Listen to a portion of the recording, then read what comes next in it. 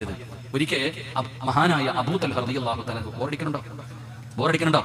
അബൂ തൽഹ റളിയല്ലാഹു തആല ഇശാനസ്കാരം താമസിച്ചിട്ട് അന്ന് പള്ളിയിൽ നിന്ന് വരുന്നത്.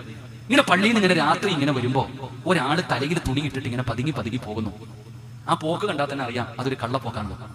അബൂ തൽഹ റളിയല്ലാഹു തആല ചിന്തിക്കുന്നു, ഉമർ രാജ്യം ഭരിക്കുന്ന ഈ കാലത്ത് ആരാ ഈ പതുങ്ങി പോണേ? ഓനൊന്ന് പിടിക്കണമല്ലോ, എവിടെ പോകാൻ അറിയണമല്ലോ.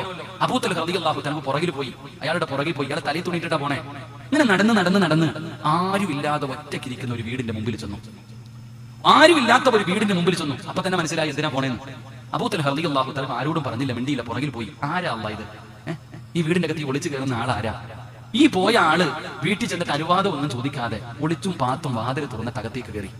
അങ്ങനെ വാതിൽ തുറന്നിട്ട് അകത്തോട്ട് കയറുമ്പോ ആ വീടിന്റെ അകത്ത് കത്തിച്ചു വെച്ചിരുന്ന വിളക്കിന്റെ വെളിച്ചത്തിൽ ആ കയറി പോകുന്ന മനുഷ്യന്റെ മുഖം കണ്ടു. അബൂ തൽഹ റളിയല്ലാഹു തആല ആ ഒളിച്ച് കയറിപ്പോയത് മഹാനായ സയ്യിദുനാ ഉമർ ഇബ്നുൽ ഖത്താബ്, രാജ്യത്തിന്റെ ഭരണാധികാരി, തലയിൽ തുണിയിട്ടിട്ട് രാത്രി ഒരു വീടിന്റെ അകത്ത് ഒളിച്ചു കയറുകയാ. അള്ളാഹു നമുക്ക് ഈമാൻ നൽകുമാറാകട്ടെ.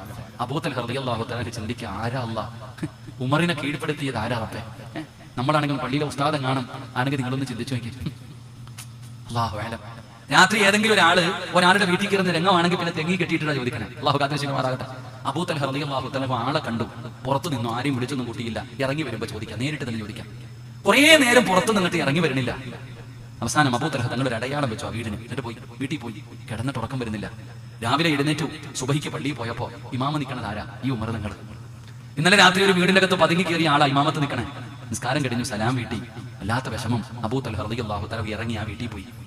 ആ വീട്ടിൽ തന്നെ പോയി വീടിന്റെ പുറത്ത് പോയിട്ട് അവിടെ നിന്ന് അനുവാദം ചോദിച്ചു. സലാം പറഞ്ഞപ്പോ വീടിന്റെ അകത്ത് നിന്ന് കേൾക്കുന്ന ശബ്ദം ഒരു പെണ്ണിന്റെ ശബ്ദമാണ്. അപ്പൊ പെണ്ണാണെന്ന് ഉറപ്പായി. ആ വീടിന്റെ അകത്ത് പെണ്ണാണെന്ന് ഉറപ്പായി.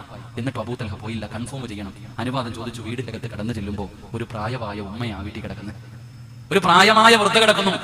അബൂ തൽഹ റളിയല്ലാഹു തആല ചോദിച്ചു, ഉമ്മ, ഇന്നലെ രാത്രി ഒരാൾ ഇവിടെ വന്നല്ലോ, എന്തിനാ ഉമ്മ വന്നേ?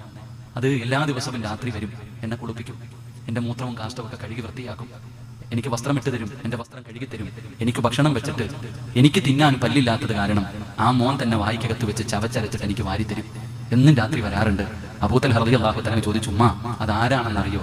അറിയില്ല മോനെ, അതാരാണെന്നറിയോ? ഞാൻ എത്ര പേര് ചോദിച്ചിട്ടും പറയണില്ല. ഉമ്മ പറയാ, ഞാൻ ആരാണെന്ന് ചോദിച്ചിട്ട് എനിക്ക് പറഞ്ഞു തരുന്നില്ല. അബൂ തൽഹ റളിയല്ലാഹു തആല പറഞ്ഞു, ഉമ്മ, അതാണ് സയ്യിദുനാ ഉമർ ഇബ്നുൽ ഖത്താബ്. നേരെ പള്ളിയിലേക്ക് ഓടി. അബൂ തൽഹ റളിയല്ലാഹു തആല ഉമർ തങ്ങളെ കെട്ടിപ്പിടിച്ചിട്ട് കരയാൻ തുടങ്ങി. എന്താ അബൂ തൽഹ, ഞാൻ തെറ്റിദ്ധരിച്ചു പോയി, പൊരുത്തതാ. ഒരല്പ നേരത്തേക്കെങ്കിലും, ഒരു രാത്രിയെങ്കിലും നിങ്ങളൊരു മോശക്കാരനാണെന്ന് ഞാൻ കരുതിപ്പോയി, എനിക്ക് പൊരുത്തം തരണേ എന്ന് പൊട്ടിക്കരഞ്ഞ് പൊരുത്തം ചോദിച്ചു. അള്ളാഹു നമുക്ക് ഈമാൻ നൽകി അനുഗ്രഹിക്കുമാറാകട്ടെ. എടോ, ഇതിൽ കാണാത്ത കാര്യം പറയരുത്.